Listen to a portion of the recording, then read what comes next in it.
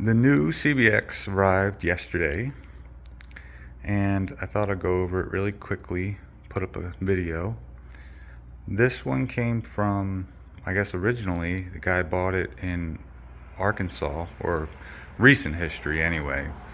The guy I bought it from originally bought it from another guy in Arkansas, and moved it to his shop in Missouri, where it sat for several years. I have to believe that it sat outside in Arkansas because it has a lot of weather damage.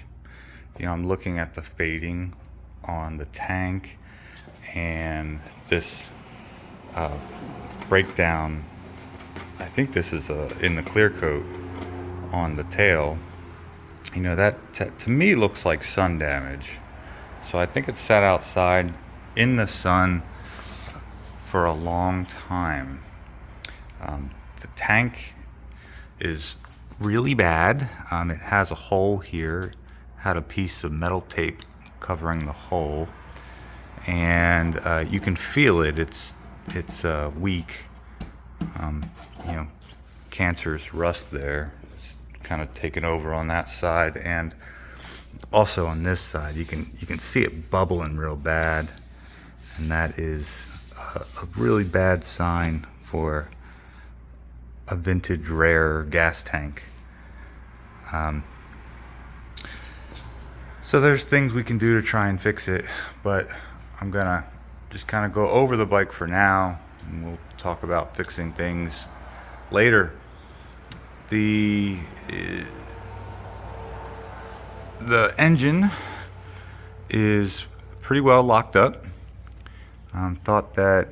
Thought the engine was free. The guy I bought it from said it was free, but when it came here, I took the side cover off here, tried to turn it over by hand, and no go. So I'm gonna get a better look at the cylinders and see what's going on there. The cylinder 1 header is kind of blown open, which is really weird. I don't know what would do that. The others all seem okay. I can only imagine that this is just sort of rust damage, and maybe it got caught on something. I don't know. What else? Everything is frozen. I think the cables, I think these cables are like internally frozen because you can't pull the clutch.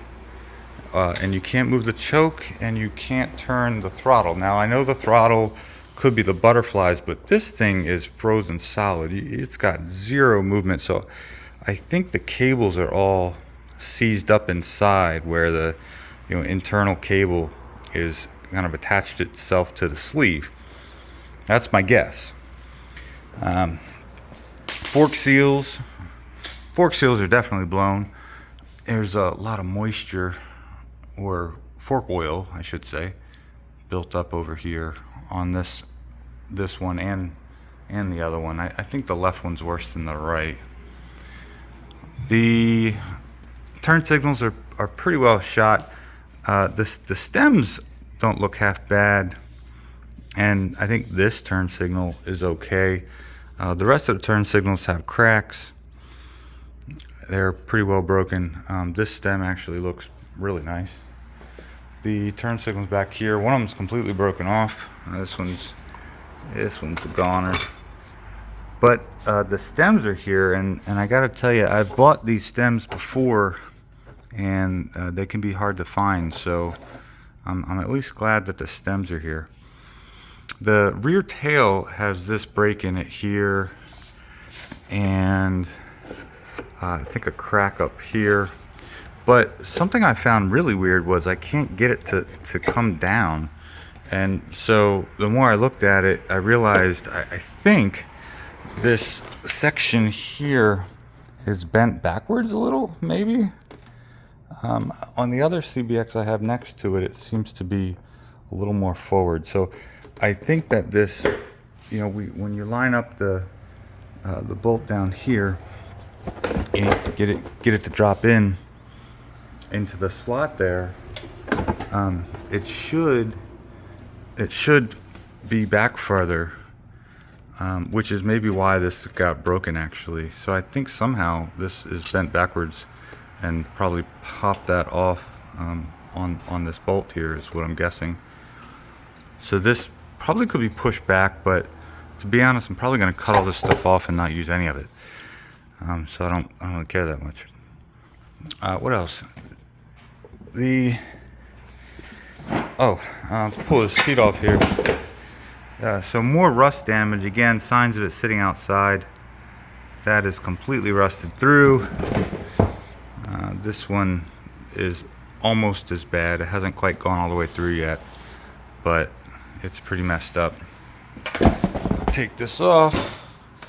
And we're missing some airbox parts, and they were definitely a critter making a nest in there. So those look like nuts. I'm guessing a squirrel, was hanging out in there for a while, maybe. I don't know. And then you can see more, what looks like weather damage to me. I'm guessing these side covers were long gone, and so these plugs were exposed to the elements, making them bleached. You have your starter solenoid, brake switch, your foot peg mounts.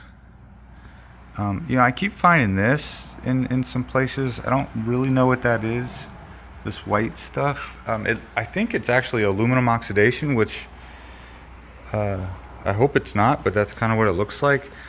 Aluminum oxidizes white, and so to be honest, I don't know if I can save these carbs or not.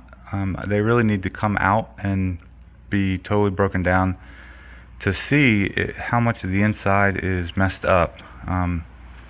So I don't really know what that is, but we'll get a better idea of the condition of the carbs once we get them taken off. And I guess that's, let's go over the top here. So this, he did tell me about this. There was a picture of the gauge bracket being broken. So I knew that was going to be a problem. I did not have a key for it. The switch housings,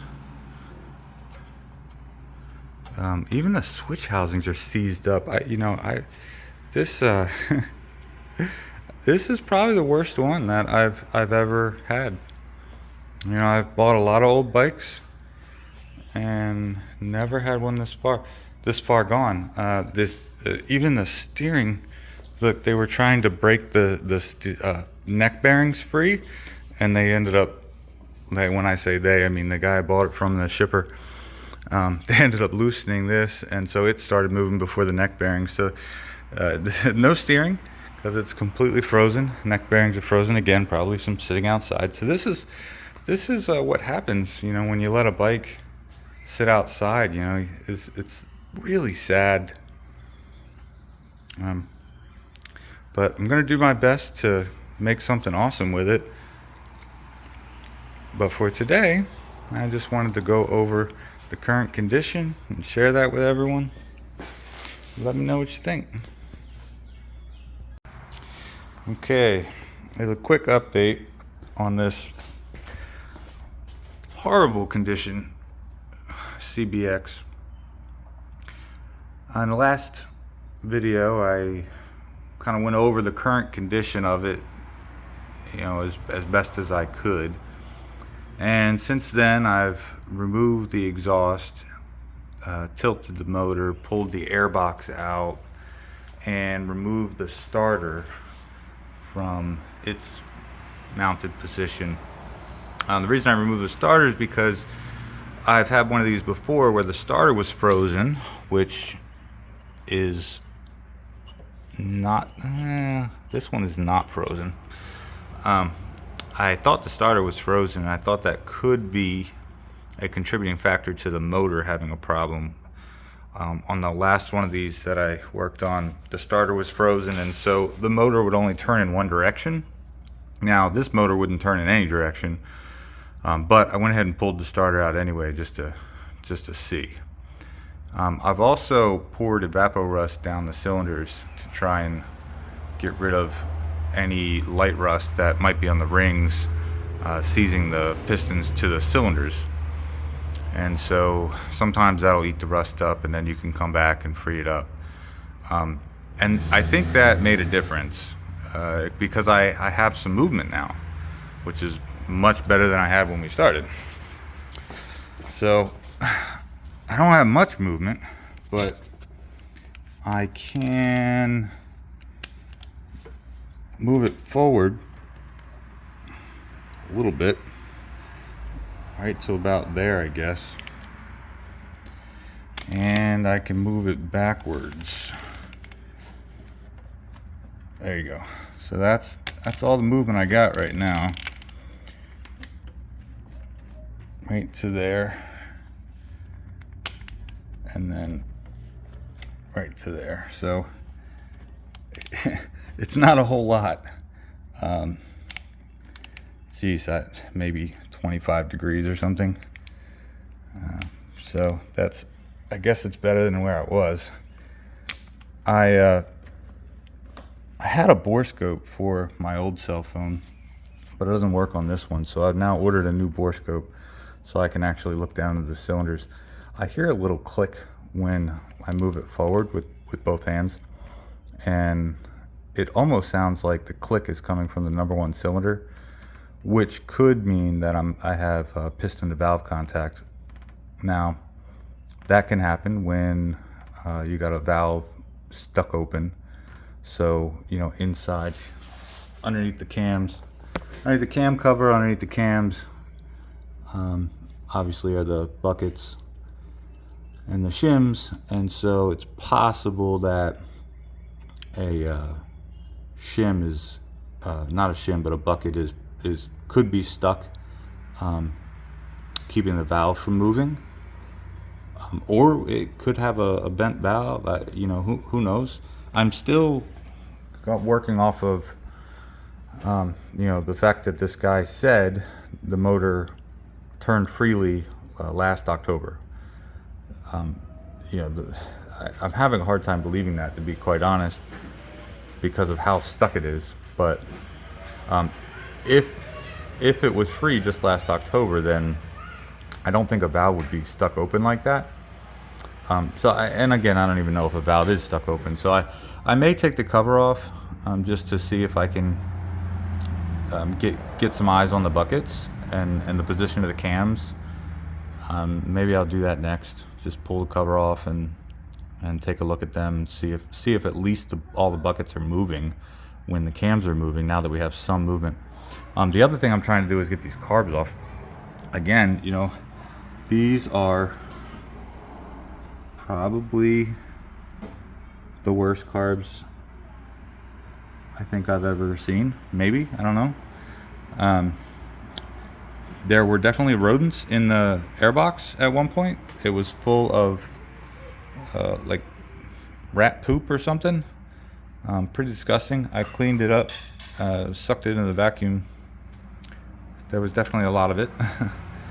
And so that's probably what you're seeing here is like some buildup from rodents. Just nasty. So again, I'm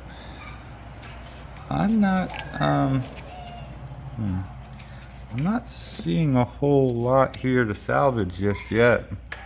I hope I can free this motor up and I mean, worst case scenario, I can rebuild the motor, but I really didn't want to do that.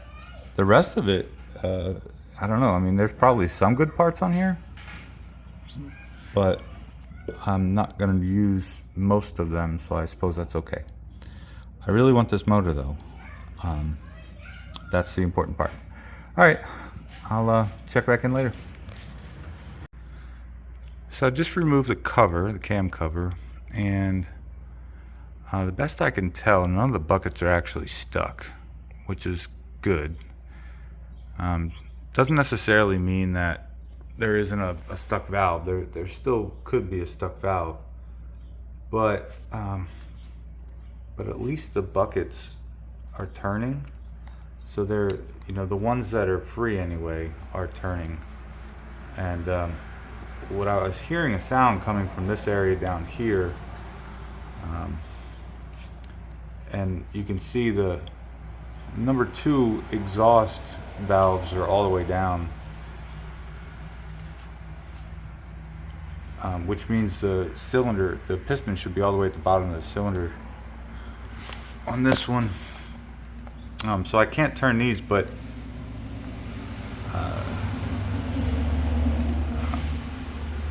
and I don't have enough movement in the motor yet to really see if they're coming up. So if these are all the way down and one of them is stuck down, then I suppose the piston, maybe the number 2 piston, is hitting it. It's just a guess though. I really don't know, because I don't have a bore scope yet to get down in there and look at it. But I mean, other than that, there's definitely some surface rust on some of the lobe centers. So that's not great. Probably clean it off. I mean, it doesn't look terrible. Get a better shot of it there. It's really not awful. I think it'll be okay. Look at this one. Yeah, see, these are rough. These were I'm assuming this is about how it was stuck, pretty much in this position. And I know when I poured Vapor Rust down in 6, it started coming out the exhaust valves. So you can see they're open a little bit. So I don't think I really turned it much. This is probably about where it was. But anyway, I just wanted to do a quick little update. Oh, the other thing I found, so two other points of interest. There's supposed to be a gear here, and it's not. So I don't know what happened to that. I thought maybe it fell off when I took the cover off, but I don't see it anywhere. I took the cover off this side of the bike, so I didn't cross over the center or anything, and I don't see it anywhere. So I guess it wasn't in there, which is weird. I mean, the tack cable was not connected anyway, so maybe that has something to do with it. Maybe they pulled it out and didn't put it back in. The other thing is, that is not gasket. That is RTV. So yeah, the whole thing had a whole bunch of RTV on it. The gasket's in here. That's the gasket, and this is all RTV. So obviously the cover was off at some point, and when they put it back on, a lot of people do this a lot of people use like emblem adhesive or something so that the gasket stays to the cover and doesn't move around when you're installing it. I guess that's okay, but that seems like an excessive amount. But at any rate, the saga continues. This is where we're at.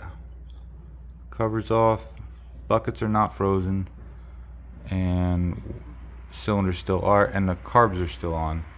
I have a lot of tension on them. I'm trying to sort of go with the slow approach of stretching out these carb insulators and tightening a little bit at a time, and eventually they should pop off. I've applied heat a few times too. Heat usually softens up the rubber, but I don't know, we'll keep working on it. Hopefully the carbs will come off soon. And yeah, the big thing is just getting this motor freed up. If I can't get it freed up, I really, at this point, well, once I get the carbs off, I may just drop the motor. There's only one bolt holding the motor in anyway, so drop the motor, get it up on a stand, and then I can go back to working on freeing it up. At this angle, any of these cylinders that have exhaust valves open, if I put anything in there, it's just going to run out. So getting it up at a better angle, probably better for freeing it. But who knows? I mean, I'm not going to go a whole lot more further today because I don't have the bore scope, and there's not a lot there's not a lot that I really want to do until I can see down in the cylinders. All right. Finally got the carbs off, and I found more of that white stuff down in here. So this whole intake is full of it. I'm gonna vacuum it out. It's all loose in there. So I'm gonna try and vacuum that out, see what the heck it is. Maybe that's contributing to why the motor's stuck. I don't know. But at least the carbs are off now. Man, this thing looks like it was pulled out of a marsh somewhere. I mean, this is disgusting. We'll keep going.